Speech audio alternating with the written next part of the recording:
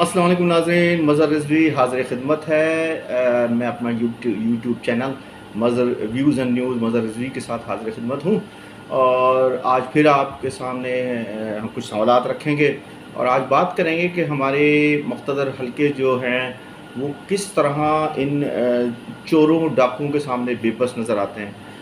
तो सबसे पहले मैं बात ये करूँगा कि अभी कल ही की बात है कि नेशनल सिक्योरिटी कमेटी का इजलास हुआ और दोबारा हुआ।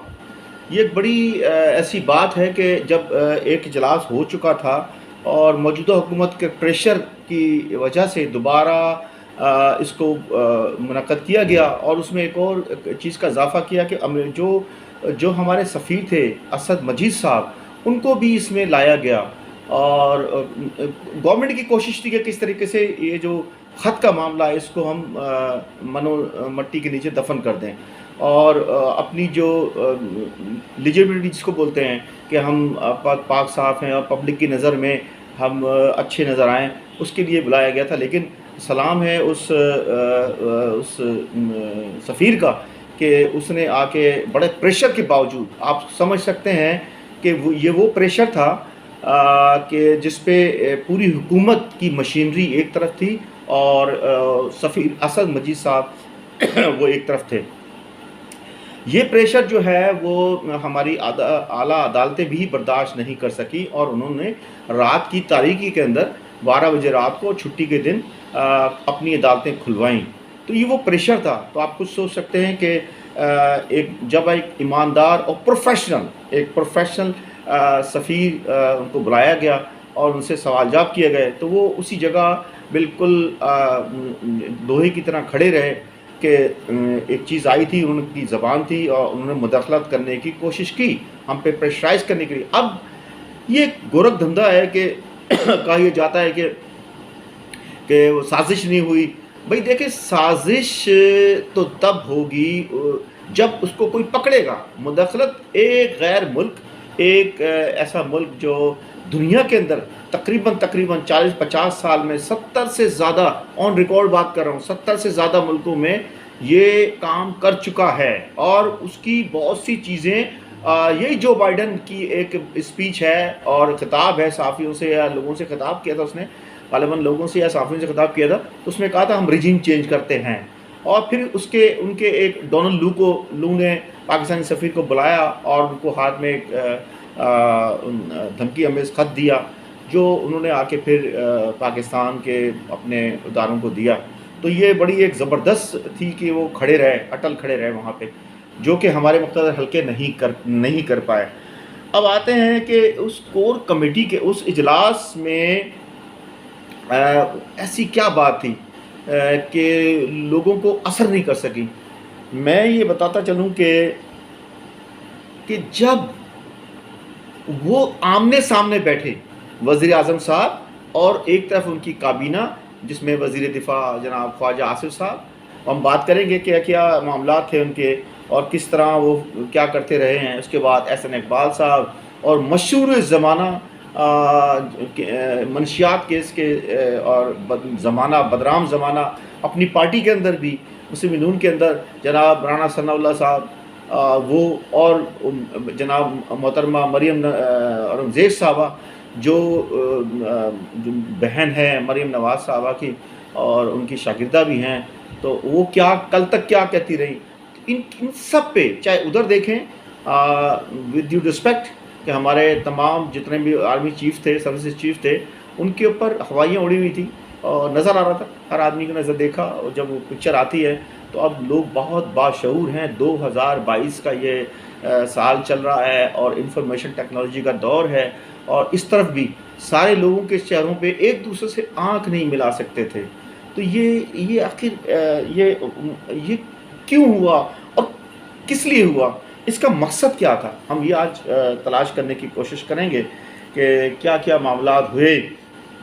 फिर उस पर बस नहीं चला और फिर जनाब हमारे मोहतरम जनाब बाजवा साहब ने इसी आर्मी के साथ ये किया कि उन चोर डाकू कल तक जो थे जनाब शहबाज शरीफ साहब और उनकी काबीना के यही अशखास जो थे, ان کو انہوں نے وہاں پہ شمالی وزیرستان لے کے گئے اور وہاں پہ ہمارے پاک فوج کے جوانوں سے سلوٹ کروایا.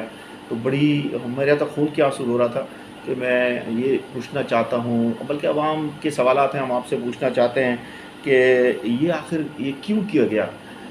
جو کل تک پچھلے 3-4 سال سے بلکہ زیادہ عرصہ جب نواز شریف صاحب کو نکالا گیا، عدالت نے ان کو مجرم قرار دیا، تو وہ جب انہوں نے تقریر کی تو انہوں نے ان کا مشہور زمانہ وہ تھا، سلوگن تھا، مجھے کیوں نکالا، مجھے کیوں نکالا.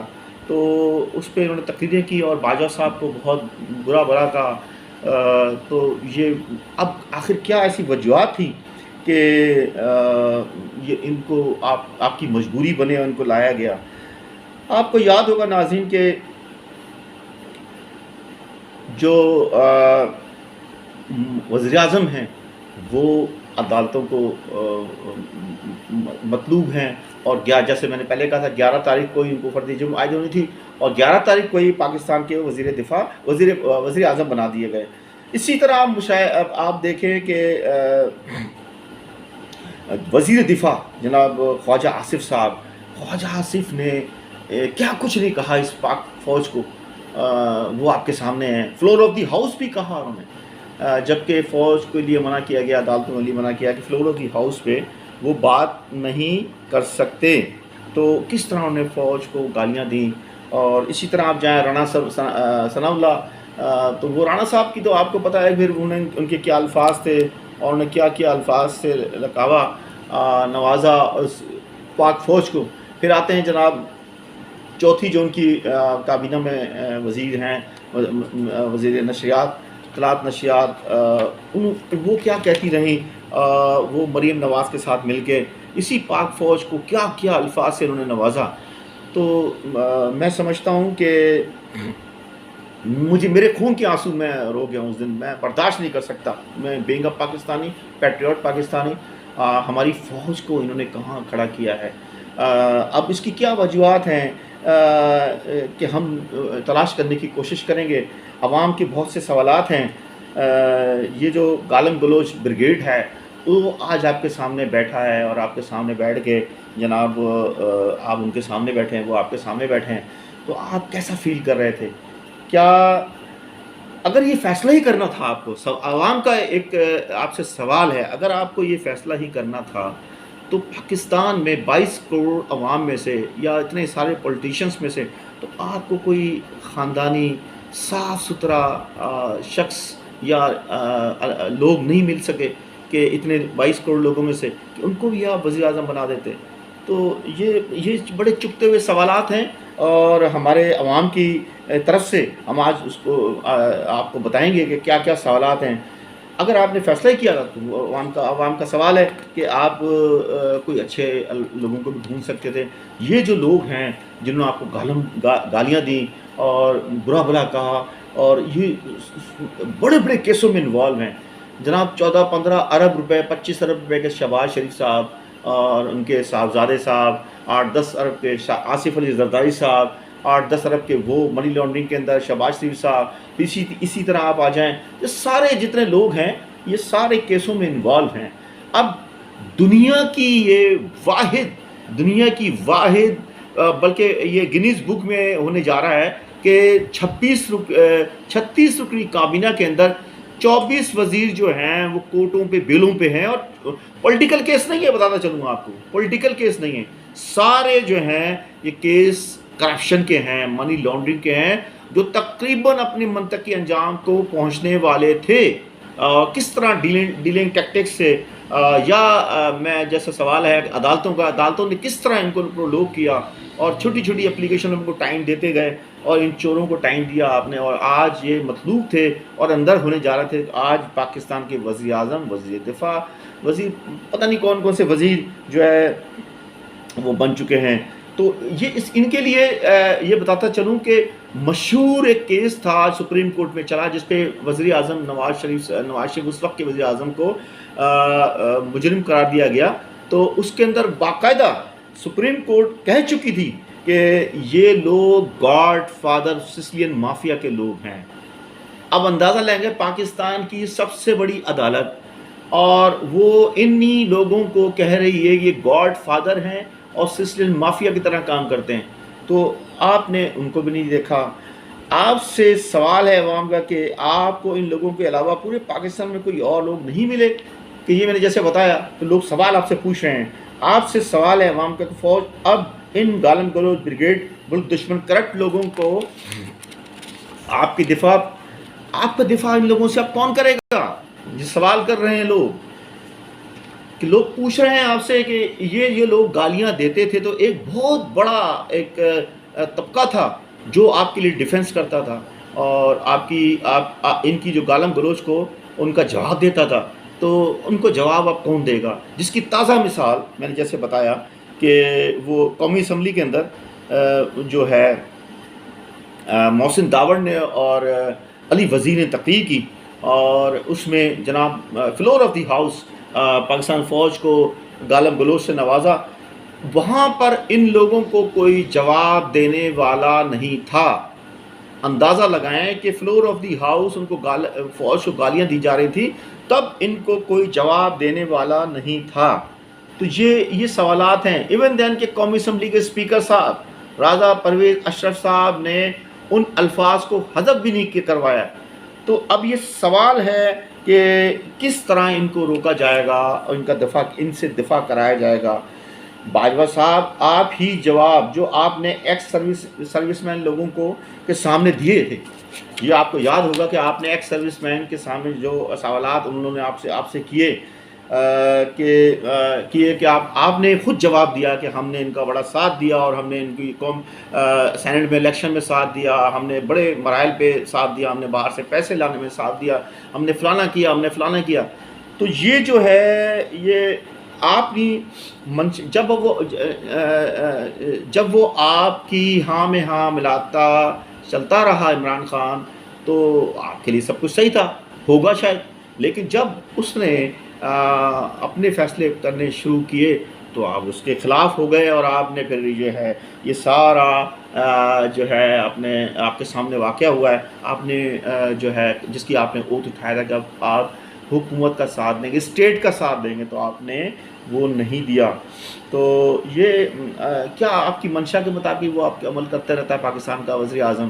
تو یہ تو وقت بتائے گا کہ میں کئی دفعہ کہتا ہوں کہ ہسٹری اٹ سیلف بولتی ہے، ہسٹری خود بات کرتی ہے اور اس کا جواب ہسٹری کے اندر خود ہی آ جاتا ہے کہ کس طرح آپ نے ایک منتخب حکومت کے اوپر اپنے فیصلے تھوپنے کی کوشش کی، یا جس طرح آپ نے کہا ہم نہیں کر رہے، آپ کے ہی جوابات ہیں کہ ہم نے کس طرح ان کو سپورٹ کی.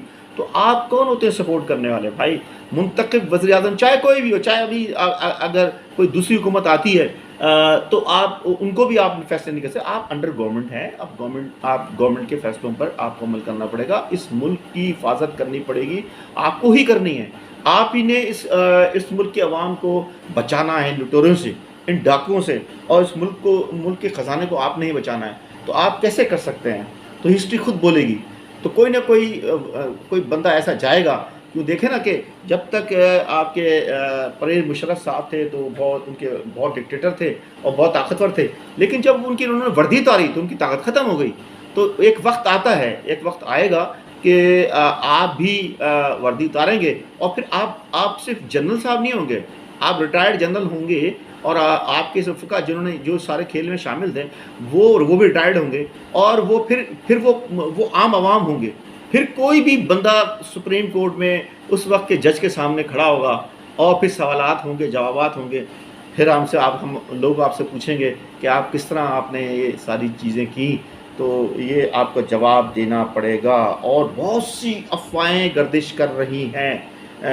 دیکھیں کہ آپ کے لوگوں کے خلاف، آپ لوگوں کے خلاف میں اپنی قسم کھا سکتا ہوں کہ میں نے پچھلے 3 سال میرے بہت سے دوست ہیں، میرے بہت کلوز فرینڈس ہیں، وہ آپ لوگوں کے خلاف باتیں کرتے ہیں. بہت بڑے لوگ، کاٹ کے لوگ ہیں، پولیٹیشنس بھی تھے اور سرمایہ دار بھی لوگ، کاروباری لوگ بھی تھے، وہ آپ کے خلاف بات کرتے تھے.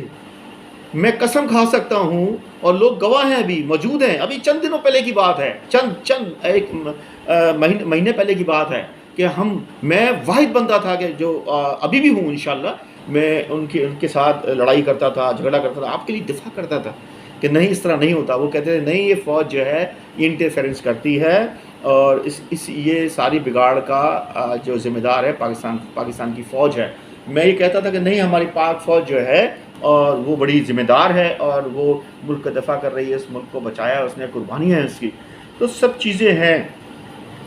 آپ بولتے ہیں کہ ہم جو ہے سیاسی نہیں ہیں. بھائی سیاسی کیا ہوتا ہے؟ سیاسی اگر آپ کے D G I S P R فوری طور پر اپنی زیور مٹانے کے لیے ایک پریس کانفرنس کرتے، غیر ضروری، میں اس کو کہوں گا غیر ضروری پریس کانفرنس انہوں نے کی، اور انہوں نے کس طرح سیاسی معاملات میں عمل دخل کرنے کی کوشش کی. بھئی آپ کا تک ہی نہیں بنتا کہ ایک حکومت آئی ہے اور ول آف دی پیپل کے خلاف آئی ہے. آپ کہہ رہے ہیں کہ جی ڈالر دیکھیں 2 دن کے اندر ڈالر کیسے نیچے آ گیا اور اسٹاک ایکسچینج جو ہے وہ اوپر چڑھی گئی ہے. تو اب میں انہی ڈی جی صاحب سے سوال کرنا چاہتا ہوں، اب آپ بتائیں کہ ڈالر کہاں ہیں؟ ڈالر اب اس دن اور آج کے دن میں کتنا فرق ہے؟ اسٹاک ایکسچینج کا کیا حال ہے؟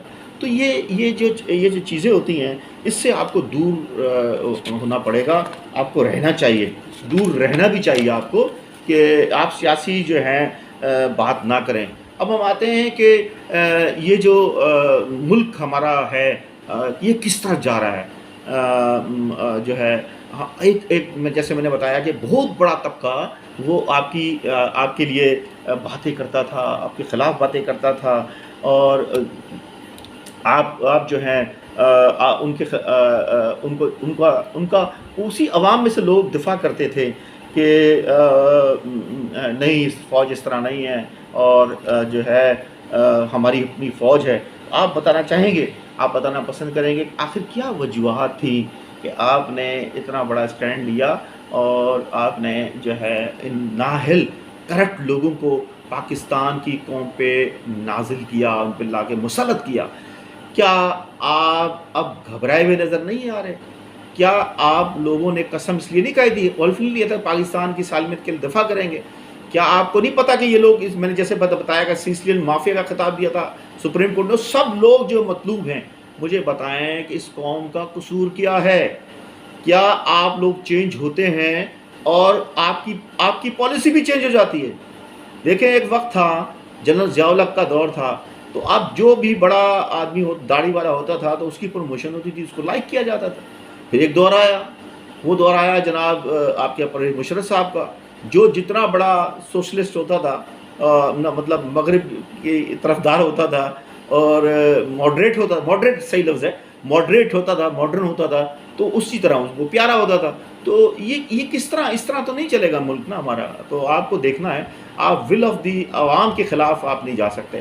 آج عوام سڑکوں پر ہے، آپ ایک ریفرنڈم کرا لیں. میں آپ کو ایک اور مشورہ دیتا ہوں کہ آپ ایک کام کریں کہ آپ نیوٹرل طریقے سے، جیسے عمران خان نے کہا کہ آپ اپنی غلطیوں کا ازالہ کریں، اور ہمیں پتہ ہے کہ بیک ڈور سے بہت سے معاملات چل رہے ہیں اور آپ بھی پریشان ہیں، آپ کے گھروں میں اندر بھی پریشانی ہے، آپ کی فیملی بھی آپ سے پوچھتی ہیں کہ کن ڈاکوؤں کے ساتھ آپ نے بیٹھ گئے آپ جا کے. اور ایک طرف قوم ہے کہ آپ نے لاہور کا جلسہ دیکھا، کراچی کا دیکھا، پشاور دیکھا، تو آپ یہ دیکھیں کہ عوام کس کے ساتھ ہے. تو آپ جب سامنے بیٹھ کے نظریں نہیں ملا سکتے تو عوام کیسے دیکھے گی آپ کو؟ تو اس کا ایک ہی حل ہے جنرل صاحب، آپ نے جیسے اعلان کیا کہ میں ایکسٹینشن نہیں لوں گا، آپ کو پہلے بھی لے لینی چاہیے تھی. ٹھیک ہے، فوج کا ایک ڈسپلن ہوتا ہے، جب ڈسپلن ٹوٹتا ہے تو پھر بہت سی خرابیاں ہوتی ہیں.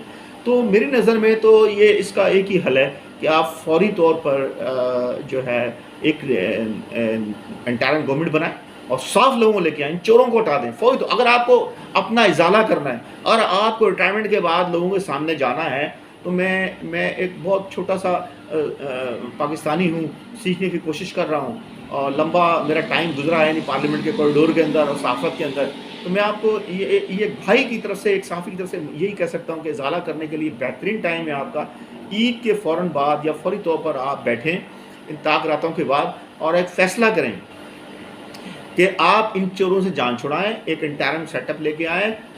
اگر ایک سیٹ اپ کے اندر آپ اپنا ازالہ کرنا چاہیں تو بہت اچھی طرح کر سکتے ہیں. آپ ایک ریفرنڈم کرا دیں، نیوٹرل ریفرنڈم کرائیں کہ یہ جو کام ہوا تھا صحیح تھا یا غلط تھا، یا پھر آپ فوری طور پر اس چیف الیکشن کمشنر کو فارغ کر کے نیوٹرل لوگوں کا اور اس پہ بالکل آپ تاریخ کو بدل دیں، آپ تاریخ کو بدل دیں. آپ کہتے ہیں نا آپ کے زمانے میں الیکشن ہوا تھا، یحییٰ خان کا بہت ایماندارانہ تھا، وہ تھا، وہ اس کا فائدہ کیا ہوا جب آپ ایک 150 سیٹوں 160 سیٹوں والوں کو اور ایک 85 80 سیٹوں والوں کے اوپر آپ فوقیت دے دیں.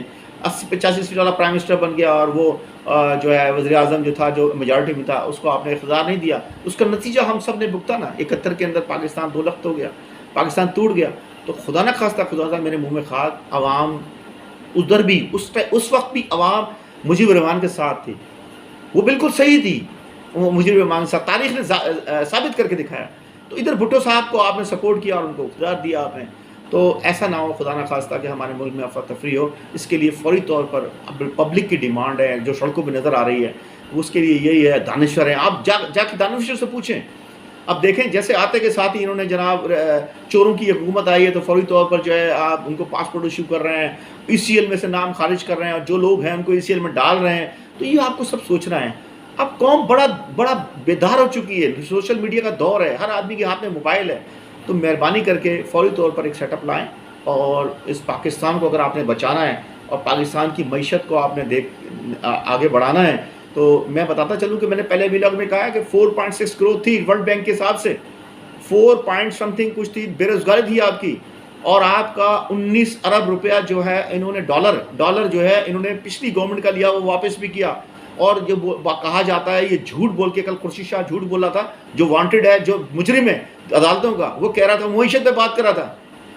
وہ شخص میڈر جو ہے جن کے لیے مشہور کے میڈیا ریڈر ہیں، بہت اچھے انسان ہیں لیکن سیاسی طور پر ان کا پیسہ کہاں سے آیا، وہ الگ چیپٹر ہے، ہم بعد میں بات کریں گے. کہ وہ کہہ رہے تھے کہ جناب 3-3.5 سال میں معیشت کا بیڑا غرق ہو گیا.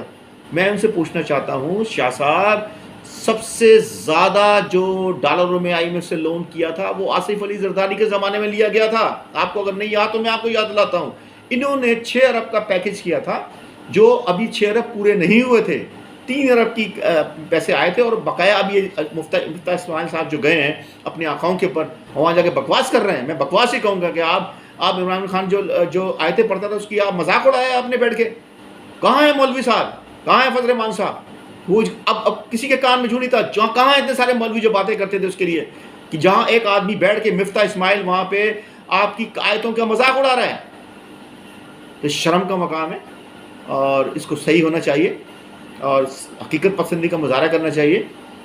ونس اگین میں اپنی پاک آرمی کو سلوٹ کرتا ہوں اور بڑی نیچے کے لوگ اور ان کے علاوہ 2-4-5 کے علاوہ جنہوں نے سارے کھیل میں اپنا کردار ادا کیا اور جیسے بھی کیا، میں اس پہ نہیں جاؤں گا، تاریخ خود بتائے گی.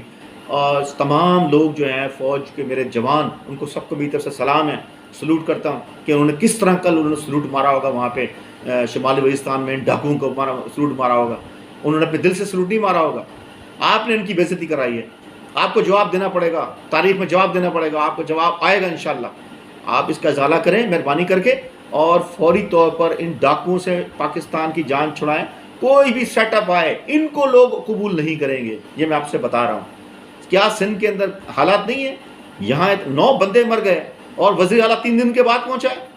سندھ کے لوگوں سے بھی سوال ہے، کیا آپ ان چوروں کے ساتھ ہی زندگی بسر کرتے رہیں گے؟ ان چوروں کے ساتھ چلیں گے؟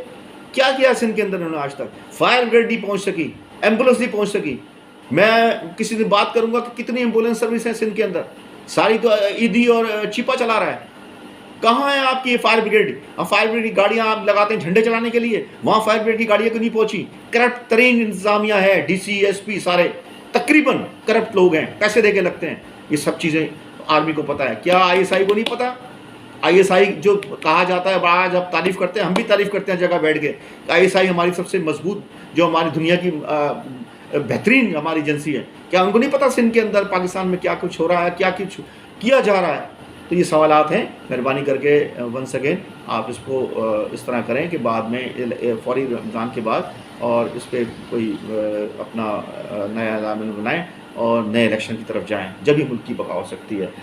میں ونس اگین تمام لوگوں سے، میرے سننے والوں دیکھنے والوں سے اپیل کروں گا کہ میرے چینل ویوز اینڈ نیوز مظہر رضوی کو لائک کریں، شیئر کریں اور کمنٹس ضرور دیں. Thank you very much. ہم انشاءاللہ کل پھر حاضر خدمت ہوں گے اور نئے اس کے ساتھ سبجیکٹ کے ساتھ بات کریں گے انشاءاللہ. جب تک کے لیے خدا حافظ. پاکستان زندہ باد.